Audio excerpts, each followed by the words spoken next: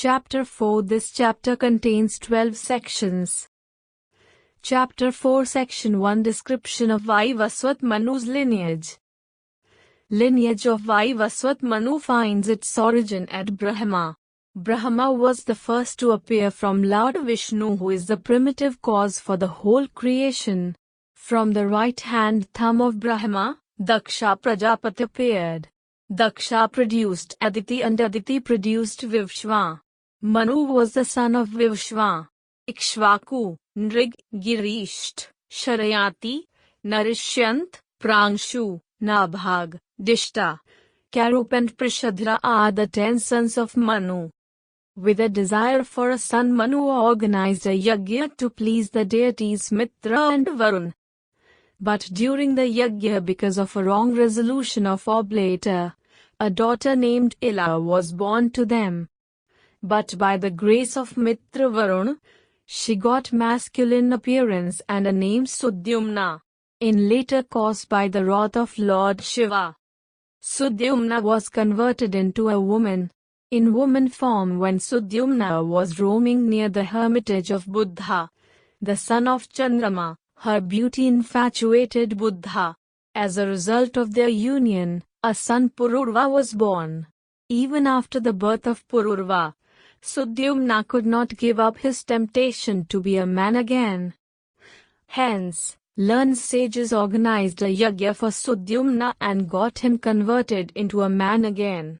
In masculine form, Sudyumna produced 3 sons, Utkal, Gaya, and Vinat. Manu had presented a town named Pratishta to Sudyumna, which he later on presented to Pururva.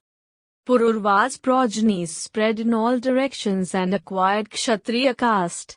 Manu's son, Prishadhara, became a Shudra because of killing a cow of his teacher. Manu's another son, Karush, produced an exceptionally strong Kshatriya named Karush. Lineage of Dishta grew as follows: Nabhag Balbandan Kieti Manvats Priti Pranshu Prajapati Khanitra Chakshush Vimbha Vivimbha Khaninetrati Vibhuti Karandham Avikshit Marut. Marut had a son, Narishyant.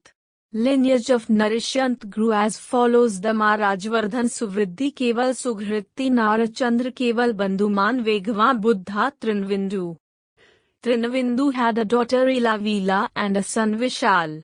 Vishal in later cause founded Vishala. Lineage of Vishal grew as follows: Hemchandra Chandra Dhumarak Shrinjay Sahadev Krishasva Somanduttaya and Mayaya Sumati. Manu's son Sharayati had a daughter Sukanya, who was married to sage Java in peculiar circumstances. Anat was the son of Sharayati. Anat had a son Revat, who founded his capital at Kushasthali and ruled his kingdom on earth. Revat had 100 sons, the eldest among whom was Kakudmi. He had a daughter Revati. Revat took Revati with him and approached Brahma, who asked about a suitable match for her. At that time, Gandharvas were singing near Brahma. Revat listened to their songs intently and forgot about the passage of time. Many ages passed like that, but Revat felt as if only an hour had passed. When the Gandharvas stopped singing, Revat once again asked Brahma about a suitable match for Revati. Brahma asked Revat about his own choices first. Revat counted the names of many deserving princes and kings, all of whom belonged to earth. Brahma said, smiling, "No one even in the progeny of these people is alive on earth, because here listening to the Gandharvas' songs you have passed 4 ages. Presently even the age of 18th Manu is about to end on earth and Kali Yuga is about to start." These words frightened Revat, who greeted Brahma and asked, "O Lord, now tell me, whom should I marry Revati to?" Brahma said that unborn all-pervasive Parmeshwar Lord Vishnu had taken an incarnation on earth. "O king, your capital at Kushasthali, which was equal to Indra's abode Amravati, is now Dwarkapuri. In that Dwarkapuri stays Baldev, who is a part of Lord Vishnu. Marry this daughter to him because she's a jewel among the women folk and Baldev is praised all over the world by all. Hence only he deserves to be your son-in-law." Hearing the verdict of Brahma, Prajapati Revat descended on the earth and saw that an amazing transformation had taken place in the appearance of people who were now smaller in stature, ugly, dull and devoid of strength. Even his capital Kushasthali had acquired a new appearance and was now known as Dwarkapuri. Revat found out Baldeva and married his granddaughter Revati to him. But Revati appeared quite large and taller in stature than Baldev because of age difference. Baldev pressed her slightly with the anterior part of his plough and she assumed a stature equal to normal women. After marrying Revati to Baldev, Revat migrated to the Himalayas to observe penance. Chapter 4 Section 2 Description of Ikshvaku's lineage. Ikshvaku was born from the nostril of Manu as a result of sudden sneezing. Ikshvaku had 100 sons among whom Vikukshi, Nimi and Dandu were prominent. Once Ikshvaku organized a shraddh. For the purpose of feeding Brahmins, he ordered his son Vikukshi to bring fresh meat of wild animals. Taking his bow and arrows, Vikukshi set out for the forest and hunted many deer and rabbits. Towards noon, he felt tired and hungry and hence ate one rabbit from the stalk. Then he reached the capital and handed over the remaining flesh to his father. But the sage Vashishta who was conducting the shraddh revealed the truth to Manu. Thus Vikukshi got the name of Shashad and was expelled by his father. Shashad in later course had a son, Puranjay. In the past a fierce battle had taken place between the demons and the gods. The demons defeated the gods who approached Lord Vishnu for help. Lord Vishnu said, "I am aware of your desire. I will appear in the body of Shashad's son Puranjay to kill the demons. But it is your responsibility to convince him for the battle." The gods approached Puranjay and requested, "O great among the Kshatriyas, kindly help us to defeat our enemies." Puranjay said, "Shatkuratu is Indra. If I fight the battle riding his shoulder, I will be able to kill the demons." The gods accepted his condition. Indra took the guise of the bull riding which Puranjay killed the demons because Lord Vishnu had partially arrived in his body. Since then Puranjay got the name Kakuts. He had a son Anena. Lineage of Anena grew as follows: Anena Prithu Vishetra Bhavachandra Yuvanashva Shavasta. Shavasta founded the town of Shavasti, modern Sharavasti. Lineage of Shavasta continued as follows: Shavasta Vrihadashva Kuvlayashva Dridhashva Tandrashva Kapilashva. For a long time, Yuvanashva did not have a child. So, he organized a Putreshti Yagya in the auspices of learned sages. The Yagya lasted for a whole day. At midnight when the Yagya ended, sages fell asleep because of tiredness keeping the urn of Yagya water near the altar. The water had been empowered with sacred mantras. Meanwhile the thirsty king came there and drank that water from the urn. When the sages awakened, they inquired about the water in the urn. Yuvanashva told them that he had himself drunk it. The sages told that as the water had been empowered with sacred mantras and was meant for the queen in order to make her conceive, hence the king instead of the queen will conceive now. As a result Yuvanashva conceived and in due course gave birth to a child from his right armpit. But the child's birth did not kill the king. The baby was Mandhata. In due course Mandhata ruled the entire earth, which was divided into 7 islands. Mandhata married Bindumati, the daughter of Shatabindu. They had 3 sons, Purukutsa, Ambarish, and Muchukunda. They also had 50 daughters. When all their daughters grew young, a sage Saubhari arrived in the palace and requested Mandhata to marry one of his daughters to him. The sage appeared old and frail. So, Mandhata hesitated and tried to send him off, making many excuses. The sage assured him about his physical abilities. But still the king felt hesitant and said, "O sage, it is our tradition that we marry our daughter only to he whom our daughter chooses as her husband. Your request is beyond our desires." Hearing Mandhata's words, sage considered for a moment and said, "All right, O king. Kindly instruct the eunuch who guards the quarters of your daughters to escort me there." Fearing a curse from the sage, Mandhata instructed the eunuchs to escort him into the quarters of his daughters. While entering the quarters, the sage assumed the appearance of an extremely handsome Gandharv. So, when he arrived there, a row started among the girls as to who would choose him as her husband first. Each one of them claimed that she had first chosen him. Thus all the daughters of Mandhata chose sage Saubhari as their husband. When the eunuchs informed the king about this development, he fell in deep thoughts how it could happen. But still he was bound by his promise, so he had no choice but to marry all his daughters to sage Saubhari. Marrying all the 50 girls, sage Saubhari brought them to his hermitage. Calling Vishwakarma, he instructed him to build separate castles for each of his wives. In no time, Vishwakarma erected 50 beautiful palaces in a row. Each one of them had ample, spacious and airy rooms, surrounded by beautiful gardens. Since then, all the girls occupied those palaces and began to live there. Every kind of luxury and food was available to them. One day, drawn by the love for his daughters, King Mandhata decided to visit Saubhari's ashram. But in place of ashram, he found a row of beautiful palaces.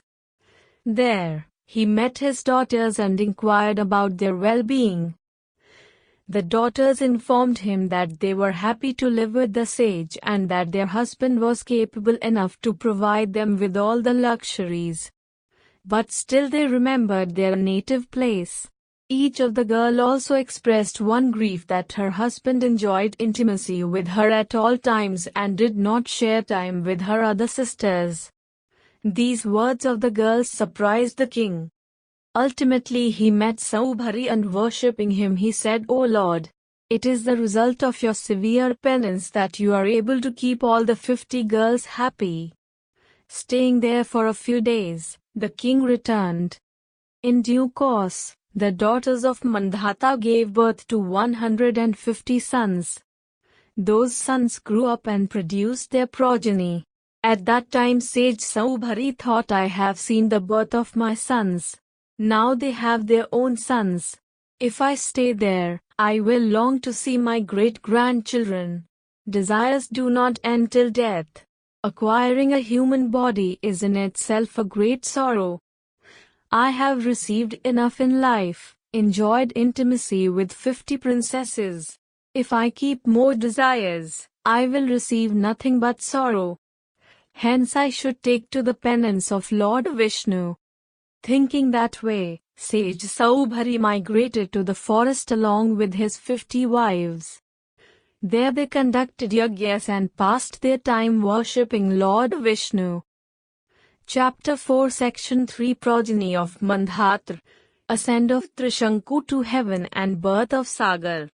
Once upon a time Gandharvas of collective name Maunaya defeated the Nagas and snatched all their wealth and powers. The Nagas prayed Lord Vishnu to rescue them. Lord Vishnu told them that he would appear in Mandhata's son Purukutsa and kill the Gandharvas. Afterwards Narmada brought Purukutsa to Rasatal, where Lord Vishnu appeared in his body. Thus having the strength of Lord Vishnu, Purukutsa defeated and killed the Gandharvas. Pleased by the action of Narmada, The Nagas blessed her with a boon that whoever remembered her would have no fear of snake venom, and Purukutsa that he would have an immortal son. Purukutsa and Narmada had a son Trasadasyu. Lineage of Trasadasyu continued as follows: Trasadasyu Anaranya Vrihadashva Haryashva Asta Sumna Tridhanva Trayaruni and Satyavrat. Satyavrat became famous as Trishanku in later course. By the curse of a sage, Trishanku had become a Chandal. Once a drought occurred for 12 long years. During that drought, to get rid from this condition of Chandal and feed sage Vishwamitra, Trishanku used to tie a whole-skinned deer to a banyan tree on the bank of the river Ganges. Pleased by his selfless service, sage Vishwamitra sent Trishanku to the heaven with his ephemeral body. Lineage of Trishanku grew as follows: Trishanku Harishchandra Rohita Shiva Haritchanchu Vijay and Vasudev. Vijay had a son Ruruk. Ruruk's son was Vrik, who had a son Bahu. Bahu had 2 queens. After a long time of their marriage, Bahu's queen consort conceived a son. But the circumstances took a strange turn. Bahu's enemies together attacked his kingdom and defeated him. The defeated king migrated to the forest along with his queens and began to live at the hermitage of sage Aurav. Very soon, King Bahu died of old age. His queen consort also wanted to commit sati, but sage Aurav prevented her from doing so. After some time, getting envious of her fortune, the other queen deceitfully fed her with poison. But the poison could not harm the fetus, which stayed unborn for a period of 7 years because of poison's effect. Staying at the hermitage of sage Aurav, the queen consort gave birth to a son. Since the child was born with the effect of the poison, sage Aurav named him as Sagar. Sagar began to grow in his hermitage in natural surrounding. One day he asked his mother about his father.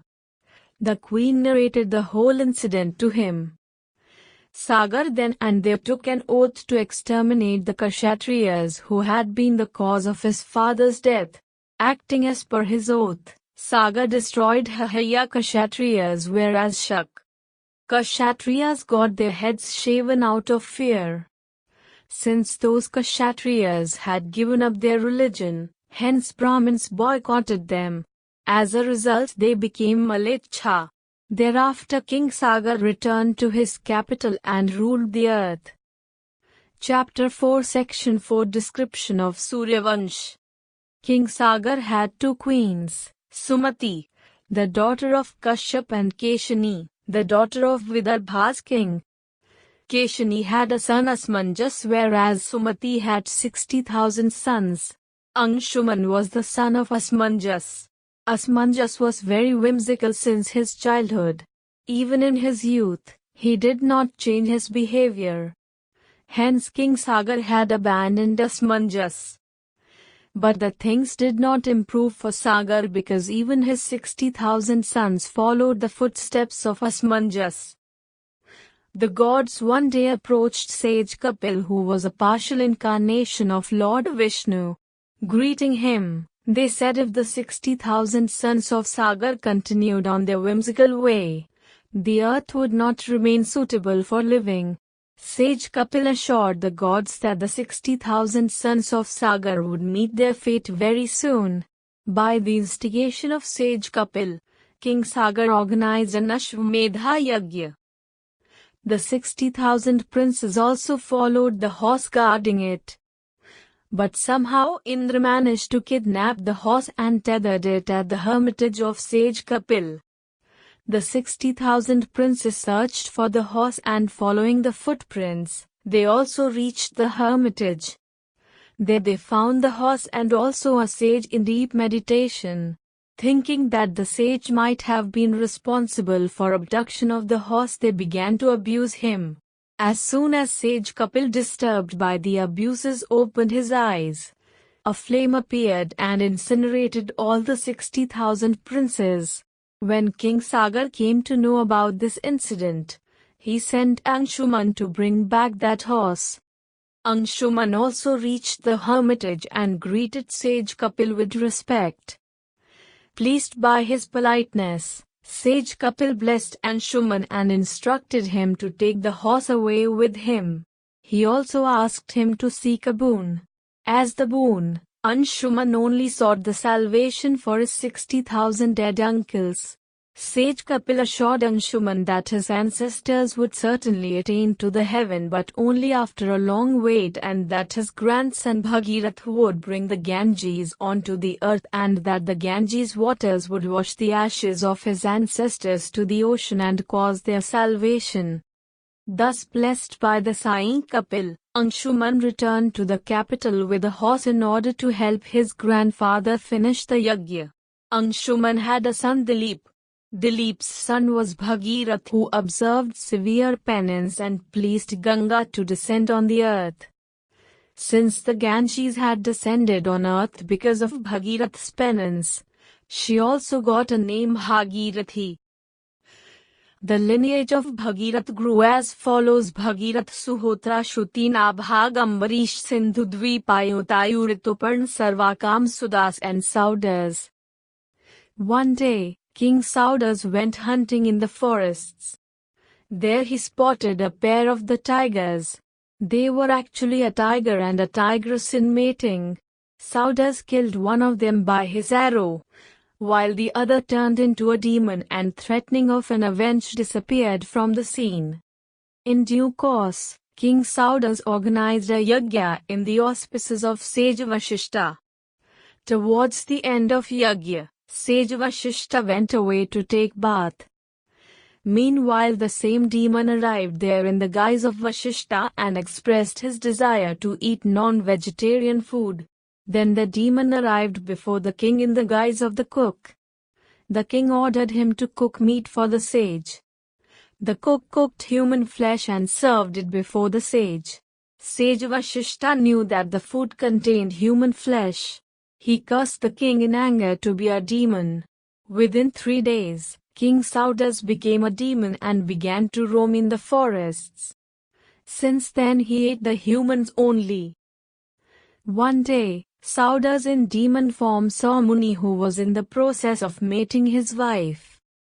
The demon caught and ate the Muni, neglecting all the cries and wailing of his wife. The Brahmani angrily cursed the demon that as her husband had been killed while he was about to sate his carnal lust, similarly he would also die right in the same process. King Saudas remained in the demon's form for 12 more years. After that he recovered from the curse and began to rule like a pious king. One day, King Saudas saw the queen in an amorous condition, and an impulse of carnal pleasure ran within his body. He made advances to satisfy his lust, but the queen, who knew everything about the curse, stopped him, reminding him of the curse. Since then the king stuck to celibacy. Since the king had no son, he allowed his queen Madayanti to conceive a child with the help of Sage Vashishta. The queen did conceive, but the fetus remained unborn for 7 years at length. At last the irritated queen hit her fetus with a stone. This resulted in the birth of child at once. The child was named Ashmak. The lineage of Ashmak grew as follows: Ashmak, Mulak, Dashrath, Ilivil, Vishwasah and Khatwang. Khatwang had killed many formidable demons fighting by the side of the gods. Pleased by his gallantry, the gods wanted to grant him a boon. Khatwang wanted to know how long would live more. The gods told him that he would live for 1 muhurt more. Hearing this, Khatwang came back on earth and prayed Lord Vishnu to take him in his refuge. At last he did annihilated with Lord Vishnu. Lineage of Khatwang grew as follows: Khatwang, Dirghbahu, Raghuaja and Dasharath. King Dashrath had 3 queens who gave birth to 4 sons: Rama, Lakshmana, Bharat, and Shatrughna. Rama was an incarnation of Lord Vishnu. His life too had lot of ups and downs. After being trained in archery, he and Lakshmana spent most of their boyhood time in the hermitage of sage Vishwamitra guarding his yagyas from the demons. After that, when Vishwamitra was taking them to Mithila, Lord Rama salved Ahilya, who had been converted into a stone by the curse of her husband sage Gautam. In Mithila, Lord Rama broke the bow of Lord Shiva and won Sita as his wife. When they returned to Ayodhya, King Dashrath decided to crown Rama as the new king. But misguided by Manthara, Queen Kaikeyi stubbornly sought that her son Bharat should be crowned as the new king, whereas Rama should be sent on an exile for 14 years. Bounded by his promises that he had made to Kaikeyi earlier, King Dashrath had no choice but to accept her demands. Thus, to keep his father's words, Lord Rama accepted the exile. Sita and Lakshmana also followed his steps. In the forests, the demon king Ravan deceitfully abducted Sita. It was followed by meeting of Rama with Hanumana and Sugriv, killing of Bali, Sugriv's brother, finding of Sita by Hanumana in Lanka, bridging of the sea that separated Lanka, fierce battle with the demons, and ultimately killing of Ravana by Lord Rama.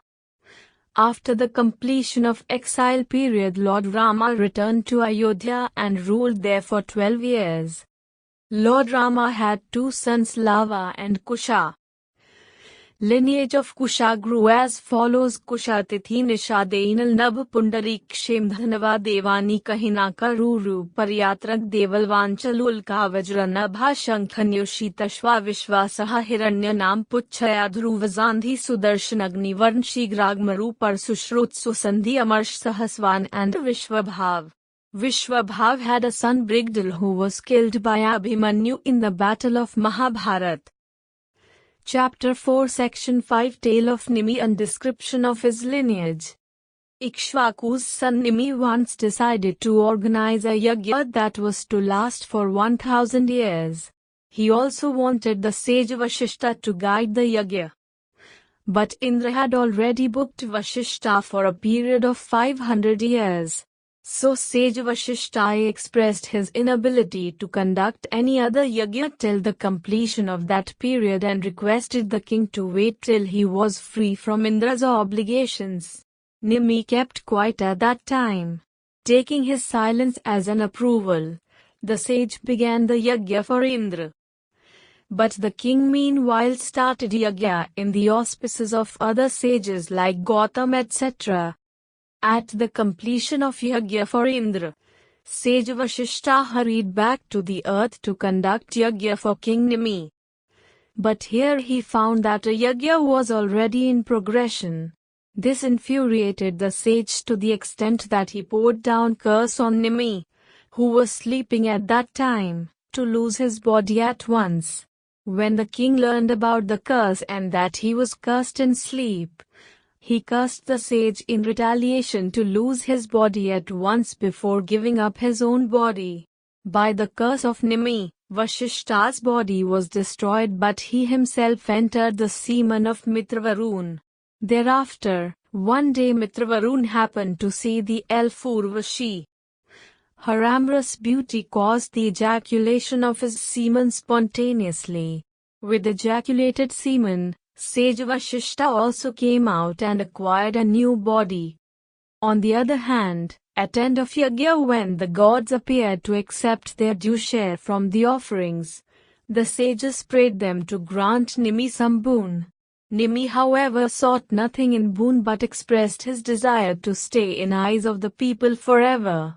The gods granted that desire. Before that, nobody had ever blinked his eyes. Blinking of eyes came into practice because Nimi stays there. In order to save the kingdom from anarchy, the sages churned the dead body of Nimi with a stick of bombax tree and produced a son. That son came to known as Janak. Since he was born from the dead body of his father, the boy also came to be known as Vaideha. Lineage of Janak continued as follows. जनकुड़ा Vasu Nandivardhan Suketu Devvrat बृहदुक्त महावीर्या सुधृति धृष्ट Ketu हर्याश्वा Manu प्रतीत कृतरतु देव भीड़ विबुद्ध महद्रीति कृतराज महरोमा सुवर्ण Roma हरस्य Roma and Sirdhwaj. With a desire of a son, Sirdhwaj was once plowing the earth when he stumbled upon a pitcher. In the pitcher, he found a beautiful baby whom he named as Sita. Chapter 4 Section 6 Description of Somavansh and the Tale of Pururva. The creator of the world, Brahma, had a son named Atri. Chandrama was the son of Atri. Once Chandrama organized a Rajasuya Yagya and received great powers. Afterwards, blinded by his powers, Chandrama kidnapped Tara, the wife of Brihaspati. Even his grandfather Brahma tried to dissuade him from committing such a grave crime, but Chandrama was not to listen to anybody. Because his hostility with Brihaspati, the teacher of the demons Shukra, was also assisting Chandrama. At that moment of need, only Rudra came forward to help Brihaspati. A fierce battle followed between Chandrama and Rudra. The gods were helping Brihaspati while because of Shukra, the demons fought from the side of Chandrama. Soon the battle assumed the proportion of a war that perplexed the entire world. At last, Lord Vishnu mediated to end the battle and helped Brihaspati to get his wife back. By that time Tara had conceived a child. Seeing her condition, Brihaspati instigated Tara to abort the baby. Tara aborted the baby amidst some shrubs, but it did not die. Instead, his brilliance dulled even the radiance of the gods. The baby was so beautiful that both Brihaspati and Chandrama were eager to accept him. To settle the matter, Brahma asked Tara about the paternity of the child. Feeling shy, Tara revealed that Chandrama was the father of the child. Then Brahma himself adopted the child and named him as Buddha. When he grew young, Buddha produced Pururva from Illa. Pururva was very magnanimous and handsome. Once an elf Urvashi happened to see him and at once fell in love. She then approached Pururva. Her beauty enchanted Pururva also.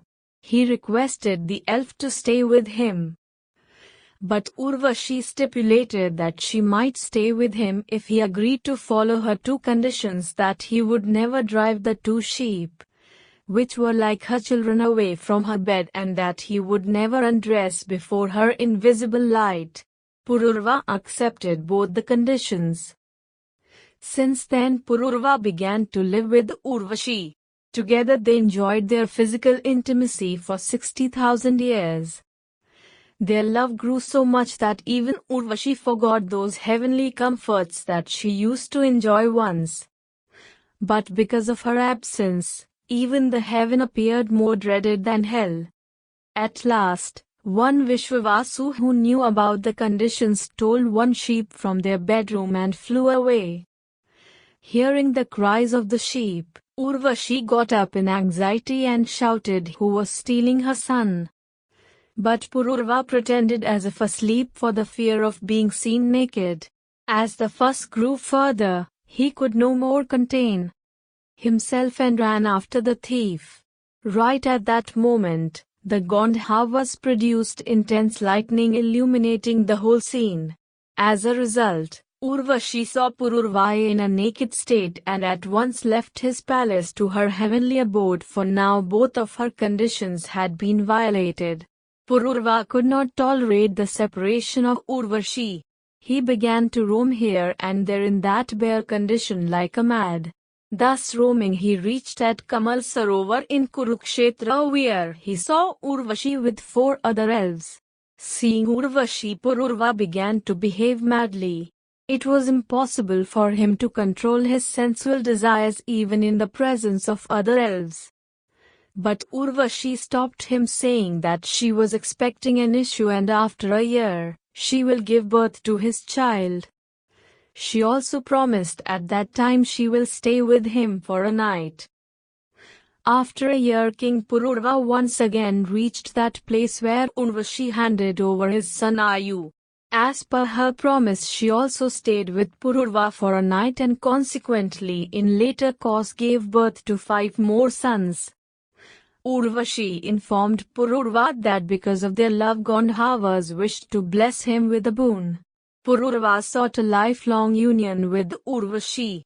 Gandharvas presented him with an altar and instructed to conduct regular yajnas properly. Then all of his desires would come true, the Gandharvas assured Pururva. But King Pururva left that altar in the forest and returned to his capital. At midnight, he awakened suddenly as if from a trance and hurried to the forest to recover his altar. But the altar was no more there, it had transformed into a peepal tree. Pururva got that tree felled and brought it to his capital where the carpenters made a rani, a wooden implement used in ancient India to produce fire, from its wood. Since then Pururva conducted regular yajnas with the help of that Arani and attained to the Gandharva Loka where he was never separated from Urvashi again. Chapter 4 Section 7 Birth of Jamadagni and Vishwamitra. Pururva had 6 sons Ayu, Amavasu, Vishwavasu, Shrutayu, Shatayu, and Ayutayu. Amavasu had a son Bhima and Bhima in turn had a son Kanchan. Jahanu was the son of Kanchan's son, Suhotra. At the time of Ganga's descent on earth, when Jahanu saw his hermitage inundated, he drank all her water. He released the Ganges only when the Devrishis sprayed him. Since then Ganges also came to be known as Janvi, the daughter of Jahanu. Lineage of Jahanu grew as follows: Jahanu, Sumanta, Jagbala, Kashva and Kusha. Kusha had 4 sons: Kushamb, Kushna, Madhurtraja, and Vasu. Kushamb observed severe penance with a desire to have a son like Indra. Pleased by his penance, Indra himself took birth as his son. He came to be known as Kaushik. Kaushik had a daughter named Satyavati who got married to Rachik. Sage Rachik prepared kheer in 2 parts, one for his wife Satyavati and another for Satyavati's mother. Instructing Satyavati, he went to the forest. When Satyavati and her mother were about to eat the kheer, her mother exchanged her part of kheer with that of her daughter, saying that her son had to foster the world while the son of the sage had nothing to do with wealth and all that. Satyavati agreed to that and ate that part of kheer, which was reserved for her mother, whereas her mother ate Satyavati's part. When Rachik returned from the forest, he noticed formidable changes in the body of his wife. He understood that she had eaten her mother's part of the kheer. Angrily the sage predicted that she would have a son who would be Kshatriya-like in virtues, whereas her mother would have Brahmin-like son. Satyavati begged pardon and requested the sage to change his prediction, saying that the crime was committed by mistake and that she would be happy to have a Kshatriya-like grandson but not a son. At her request the sage changed his prediction. As per the prediction, Satyavati gave birth to Jamadagni, whereas her mother gave birth to Vishwamitra. After giving birth to Jamadagni turned into a river named Kaushiki. In later course, as a partial incarnation of Lord Vishnu, Parshuram took birth as the son of sage Jamadagni. Chapter 4 Section 8 Description of Kashya Vansh. Pururva's son Ayu had been married to Rahu's daughter. They had 5 sons: Nahush, Kshatravridha, Rambh, Vraji, and Anayana. Suhotra was the son of Kshatravridha. He had 3 sons: Kashya, Kash, and Gritsamad. Shaunak was the son of Gritsamad, whereas Kashya was the son of Kashya. Lineage of Kashya grew as Kashya, Rashtradirghakapa, and Dhanvantari. Dhanvantari's body was free from all the physical faults like aging and diseases. Dhanvantari's lineage grew as Dhanvantari, Ketoman, Bhimrath, Debodas, and Pratradan. Pratradan was also known as Shatrujit because of his conquering his enemies. Since he had acquired a horse named Kulavai, hence he also came to be known as Kulvayashva. Pratradan had a son named Alarka who enjoyed his rule on earth for 66,000 years. Lineage of Alarka continued as follows: Sannati, Sunit, Suketu, Dharmaketu, Satyaketu, Vibhusu, Kumar, Drishtaketu, Vitihotra, Bharga, and Bhargbhumi. It was progeny of Bhargbhumi who gave rise to 4 classes of people. Chapter 4 Section 9 Description of King Raji and his sons. King Raji had 500 prowessive sons. Once at the beginning of battle between the demons and the gods, they appeared before Brahma and inquired as to which part would win. Brahma said that only that part would win which would be aided by King Raji. First the demons approached Raji and requested him to fight from their side. King Raji stipulated that he would fight only when the demons agreed to appoint him as their Indra. The demons told him that Prahlad was their Indra and returned. Then the gods also approached King Raji and requested him to take their side. Raji put the same condition before them also, to which the gods agreed. In a fierce battle and aided by King Raji, the gods defeated the demons. After their victory, Indra bowed before King Raji and expressed his desire to present him with the kingdom of heaven. Thus King Raji became Indra. After the demise of Raji, Narad instigated his sons to acquire the rule of heaven. All the 500 sons of Raji approached Indra and requested him to give them the rule of heaven, but Indra refused plainly. At that, Raji's sons dethroned Indra forcibly and themselves became Indra. After much time had passed, Indra approached Brihaspati and prayed him to help him regain the rule of heaven. Brihaspati assured him that he would soon establish him at the throne. Afterwards, Brihaspati created illusions in the minds of Raji's sons. He also conducted many yagyas to increase the radiance of Indra. Guided by the illusions, Raji's sons began to behave in anti-religious ways. Then Indra easily killed them all and regained his designation. Chapter 4 Section 10 Tale of Yayati. Nahush had 6 sons: Yati, Yayati, Sanyati, Ayati, Vyati, and Kriti. Yayati had 2 wives, Devyani, the daughter of Shukracharya, and Sharmishtha, the daughter of Vrishparva. Devyani gave birth to Yadu and Turvasu, whereas Sharmishtha gave birth to Druhyu, Anu, and Puru. Because of a curse of Shukracharya, old age had descended on Yayati prematurely. Yayati then requested his eldest son Yadu to exchange his youth with his old age, but Yadu refused. Then Yayati requested each of his sons one by one, but all of them refused plainly for the fear of getting old prematurely. At last Yayati's youngest son Puru gladly accepted his request and gave him his youth. Regaining the youth, Yayati once again indulged in carnal pleasures with both his queens. But every day his desire for pleasures increased like a fire flared up by ghee. After 1,000 years, Yayati realized his mistake and decided to expiate for his sin. Thus, Yayati returned Puru his youth and acquired his old age once again. Then, crowning Puru as the king, he took an exile to the forest. Chapter 4 Section 11 Description of Yaduvansh and the Tale of Sahasrarjuna. Yayati's eldest son Yadu had 4 sons: Sahasrajit, Krostu, Nala, and Nahush. Sahasrajit had a son Shatajit who had 3 sons: Hahaya, Hehaya, and Venuhaya. Lineage of Hahaya grew as Dharma, Dharmanetra, Kunti, Sahajit, Mahishman, Bhadrashrenya, Durdab, and Dhanak. Dhanak had 4 sons: Kritvirya, Kritagini, Kritdharma, and Kritauja. Kritvirya had a prowessive son Arjun. Arjun had worshipped Dattatreya and by his blessings acquired 1,000 arms. Since then he came to be known as Sahasrarjun.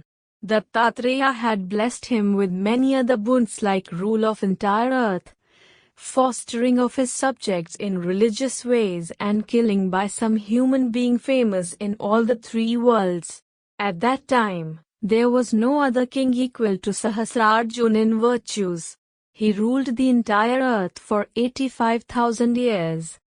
Once Sahasrarjun was enjoying his pastime on the waters of Narmada when he happened to have an encounter with Ravan, the king of Lanka.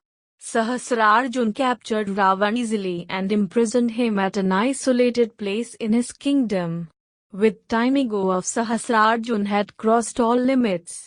He began to terrorize the sages and other religious people. When his atrocities increased beyond tolerance level, Lord Vishnu took a partial incarnation as Parshuram, the son of sage Jamadagni and Renuka. As per the prediction of sage Rachik, Parshuram grew with Kshatriya-like virtues. He had in fact taken incarnation to relieve the earth from the atrocities of egoist kings.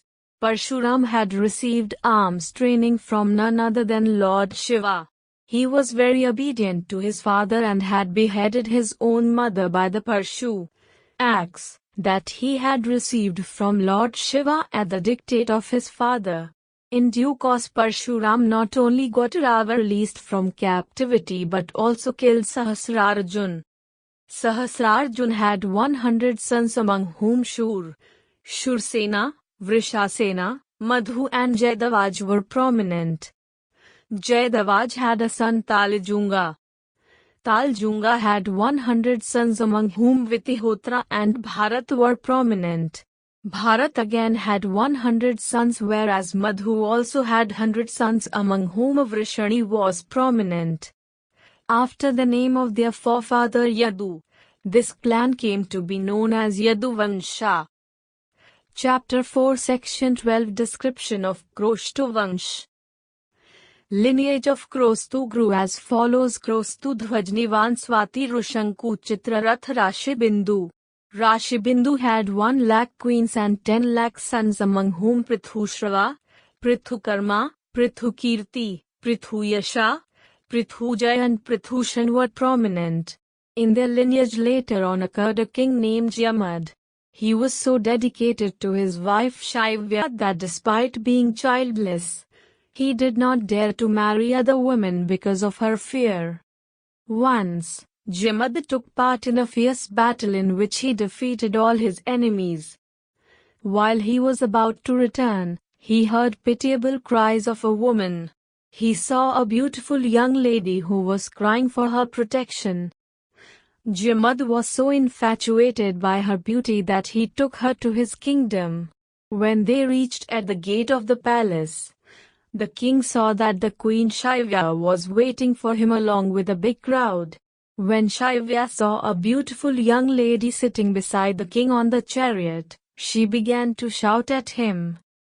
The horrified king tried to explain that the young lady was his daughter-in-law. The queen shouted even louder that when they did not have a son, whence the daughter-in-law came. But the king explained that he had selected a wife for her would-be son.